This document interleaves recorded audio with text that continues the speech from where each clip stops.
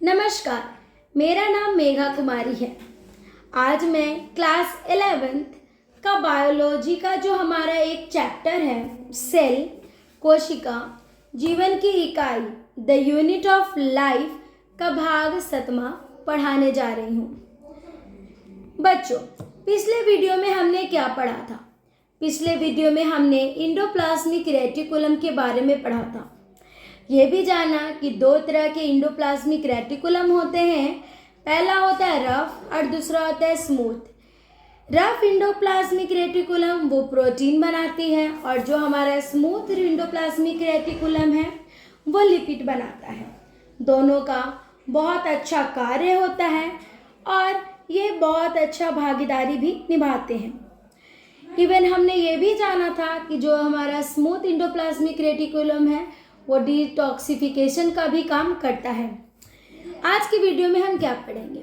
आज की वीडियो में हम ईआर में बने ये पदार्थ गोल्जी उपकरण में जाकर कैसे संशोधित होता है और फिर लैन कार्य पाचन करता है और राजधानी भंडार का काम करती है। यानी आज का टॉपिक हमारा पूरा पिछले टॉपिक का एक नेक्स्ट स्टेप है।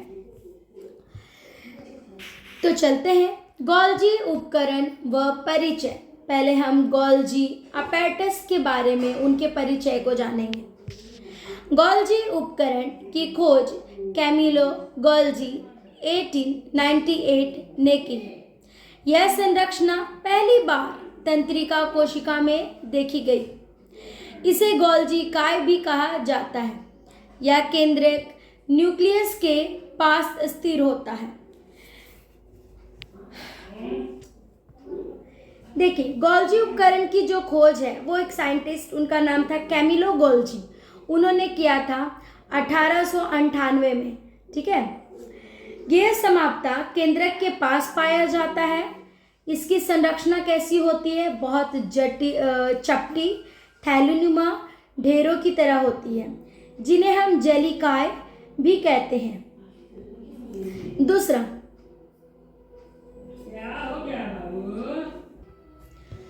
आप देखिए, यह चपटी डिस्क जैसी थैलियों से बना होता है। आप यहाँ पर एक डायग्राम देख रहे होंगे, उसका आप देख रहे होंगे कि कैसे चपटा चपटा सा बना हुआ है। ठीक है, और ये जिसको हम लोग जलिकाय कहते हैं, इसको हिंदी में क्या बोलते हैं? जलिकाय। ठीक है, जलिकाय कहते हैं कि इन थैलियों को कुंड कहते हैं। इन्हें क्या बोलते हैं? कुंड कहते हैं। कुंड एक दूसरे के समांतर ढेर के रूप में होती है। प्रत्येक कुंड का व्यवसाय लगभग 0.5 से 1.0 माइक्रोमीटर तक होता है। गोल्जी की दो सतह भी होती है। पहला होता है एक आपका शीर्ष सतह। ठीक है, शीर्ष सतह जो ईआर से पदार्थ लेती है, और दूसरा जो सतह होता है वो होता है ट्रांसफेस, जो पदार्थ को भेजने का काम करती है। आप ये गोल्जी अपैरेटस का एक छोटा सा हिस्सा देख रहे हो। ठीक है, इसमें बहुत सारे और ये होते हैं, इसके ऑर्गन्स होते हैं बहुत सारे, तो जिसको हमने पिछले वीडियोस में देखा। देखिए, जैसे इसमें न्यूक्लियस होगा, न्यूक्लियर पोर होगा, रफ इंडोप्लाज्मिक रेटिकुलम होगा, राइबोसोम होगा, स्मूथ इंडोप्लाज्मिक रेटिकुलम, ये सब इनके हिस्से हैं जिनके अलग अलग कार्य होते हैं। तो उसके बारे में हम आगे थोड़ा समझेंगे। तो ये हो गया, बोलता है शीर्ष और ट्रांस सतह क्या होता है, जो कि हम थोड़ा देर पहले आपको बताएं, मगर इसको अच्छे से जानते हैं। गोल्जी काय की दो सतह होती है। आपको पता है कि इसके दो सतह होंगे। पहला होगा शीर्ष सतह, जिसका काम होता है निर्माणकारी स्तर। दूसरा आता है हमारा ट्रांसफेस। ठीक है, जो कि परिपक्व सतह होती है, जो कि भोजन को या पदार्थ को भेजने का काम करती है। दोनों सतह अलग अलग होती है लेकिन आपस से जुड़ी होती है। ये दोनों सतह अलग हैं, मगर ये दोनों आपस से एक दूसरे से बॉन्डिंग बनाकर जुटा हुआ है, मतलब कि साथ में मिलकर काम करना है। गोल्जी उपकरण के कार्य, इनके अलग अलग काम भी होते हैं, उनके बारे में देखते हैं। पदार्थों को सर्वशिष्ट पैक करता है, पदार्थों को कोशिका के अंदर लक्ष्य तक पहुंचाता है, कोशिका के बाहर स्रवण में मदद करता है, ग्लाइकोप्रोटीन और ग्लाइकोलिपिड का निर्माण करता है। देखिए इसके अलग अलग कार्य हैं। पहले तो ईआर से पुटिकाओं द्वारा पदार्थ प्राप्त करना, प्रोटीन का रूपांतरित करता है, द्रवों को पैक करने का काम करता है, कोशिका के अंदर बाहर भेजने का काम करेगा, और इसमें एक ग्लाइकोप्रोटीन और ग्लाइकोलिपिड बनाने का भी ये काम करता है। कुछ जैसे थोड़ा थोड़ा सा प्रश्न इससे रिलेटेड भी एग्जाम में पूछे जाते हैं कि गोल्जी की खोज किसने की, तो आप बोल सकते हो कैमिलो गोल्जी। गोल्जी को कोशिका का डाकघर क्यों कहते हैं, क्योंकि ये क्या है, पैकेजिंग और ट्रांसपोर्ट में मदद करता है, इसलिए इनको हम कोशिका का डाकघर भी पूछते हैं। ये सब कंपटीशन एग्जाम में भी आता है। बट कन्फ्यूज़न इसमें ये नहीं होना आपको कि क्या गोल्जी प्रोटीन बनाता है, नहीं, ये प्रोटीन नहीं बनाता है। प्रोटीन ईआर बनाता है, मीन्स इंडोप्लाज्मिक रेटिकुलम बनाता है, जो कि गोल्जी का एक मॉडिफाई करता है। ठीक है, दूसरा स्लाइड है हमारा कि लैन काय मीन्स लाइसोसोम क्या होता है। यह झिल्ली से घिरी पुटिका होती है, गोल्जी कार्य से बनती है। इसमें पाचक इंजाइम होते हैं। ये इंजाइम प्रोटीन, वसा, कार्बोहाइड्रेट आदि को पचाते हैं। इसे कोशिका का आत्मघाती थैला भी कहा जाता है। समझिए, देखिए ये लैन काय वो झिल्ली से पूरी तरह से घिरी होती है।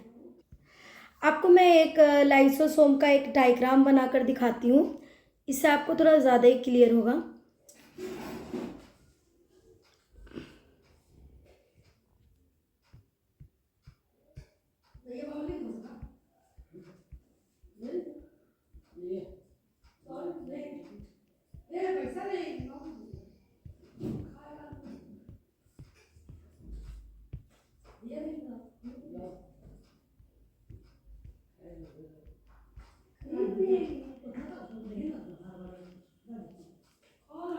देखिए ये जो है थोड़ा सा इसको ब्लैक कलर नहीं है, तो इसलिए ये हमारा जो है यहाँ पर ये हो गया लिपिड लेयर। ठीक है, ये है लिपिड लेयर।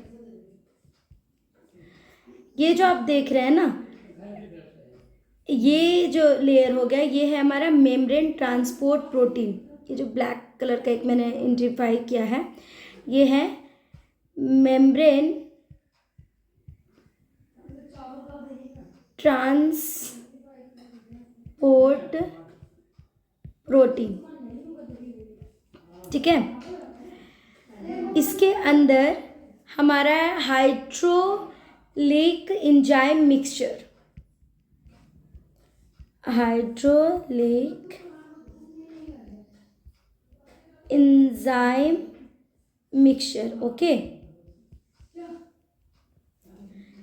और ये तो आप देख ही रहे, ये पूरा मेम्ब्रेन हो गया हमारा, जो कि प्रोटेक्ट करने का काम करेगा। ये हो गया मेम्ब्रेन। ये आपका लाइसोसोम का एक छोटा सा मतलब स्ट्रक्चर है जो मैं आपको बता रही हूँ। अब आगे पढ़ेंगे रसधानी के बारे में। रसधानी मीन्स वैक्यूल्स क्या है। ठीक है, झिल्ली से घिरी जगह को रसधानी कहते हैं। इसमें पानी, रस और अपशिष्ट पदार्थ होते हैं।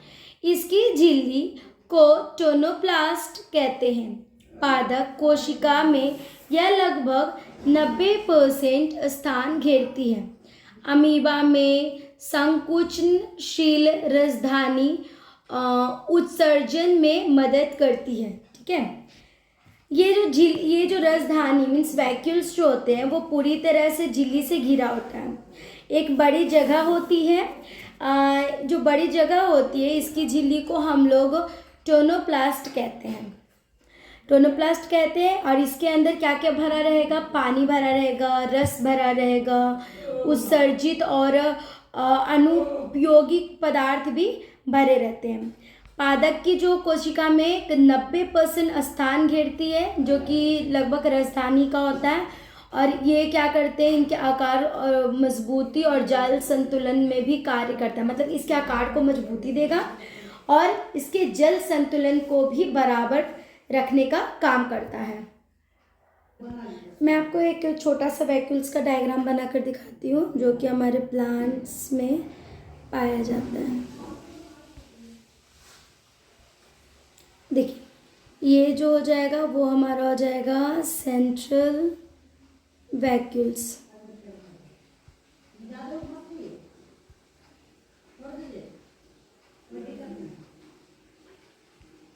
सेंट्रल वैक्यूल्स हो जाएगा और ये वाला जो लेयर हो जाएगा वो होगा टोनोप्लास्ट। ये जो गैपिंग देख रहे हो वो सेल शॉप। ओके ये अब इसके बारे में आपको बताते हैं कि जो वैक्यूल का जो स्ट्रक्चर है वो क्या करता है, राजधानी की संरचना को दर्शाने वाला एक चित्र है। और जो टोनोप्लास्ट क्या करेगा, वो राजधानी को घेरने वाली एक झिल्ली होती है, ठीक है। यह पदार्थों को अंदर और बाहर जाने में नियंत्रित करता है। सेंट्रल वैक्यूल्स जो ये लिखा है उसका काम है पादप कोशिकाओं की बड़ी मुख्य राजधानी जो कोशिका को अधिकतर स्थान घेरती है।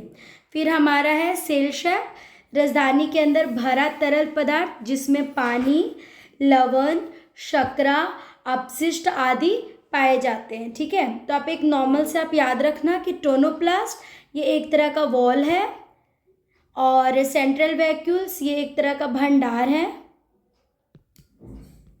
ये भंडार का एक स्थान है। और शेल शेप ये अंदर से भरा हुआ एक तरह का रस, ठीक है, तो इसको कह सकते हो रस। ये अंदर से भरा हुआ एक तरह का रस है जो कि कौन कौन से रस इसमें भरे होते हैं ये तो आपको पता है, फिर भी मैं यहाँ पर लिख देती हूँ। पानी, लवण, शर्करा,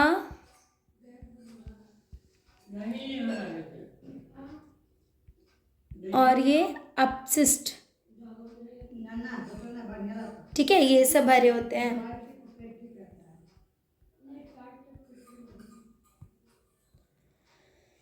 अच्छा, अब इसके कुछ उदाहरण भी दिए हैं। हाँ, इनके कुछ उदाहरण के बारे में डिस्कस कर लेते हैं। तो इसमें कौन कौन से उदाहरण होंगे। पहला अमीबा जो कि वो संकुचनशील राजधानी उत्सर्जन करते हैं। फिर आपका है आदिजीव। ये अब इसमें कुछ क्वेश्चन पूछे जाते हैं। पहला कि राजधानी की झिल्ली क्यों कहलाती है, क्योंकि इसमें टोनोप्लास्ट होता है। पादप कोशिका में राजधानी क्यों बड़ी होती है, क्योंकि इसमें स्टोरेज और ट्यूरिजिटी होती है। कन्फ्यूजन पॉइंट ये होता है क्या पशु कोशिका में राजधानी नहीं होती है बट वो बहुत छोटा होता है, इतना बड़ा नहीं होता। जब आप प्लांट सेल और एनिमल सेल के पिक्चर्स डायग्राम को बनाओगे तो आप उसमें देखोगे कि वैक्यूल्स कितने बड़े साइज के दोनों में होते हैं। तो एक फाइनल कंक्लूजन देख लेते हैं। आज हमने क्या क्या सीखा। आज हमने ईआर पदार्थ बनाता है ये सीखा। गोल्जी उपकरण इन्हें संशोधित और भेजने का काम करते हैं। फिर हमने सीखा जो लैनकाय पाचन करता है और राजधानी भंडार एवं संतुलन बनाए रखती है। ये सभी मिलकर कोशिका के अंदर एक दूसरे के साथ मिलकर काम करते हैं। इसी को हम अंतःझिलिका तंत्र का समन्वय कहते हैं, ठीक है। नेक्स्ट वीडियो में हम क्या सीखेंगे। नेक्स्ट वीडियो में हम माइटोकॉन्ड्रिया और प्लास्टिड्स के बारे में जानेंगे। Thank you.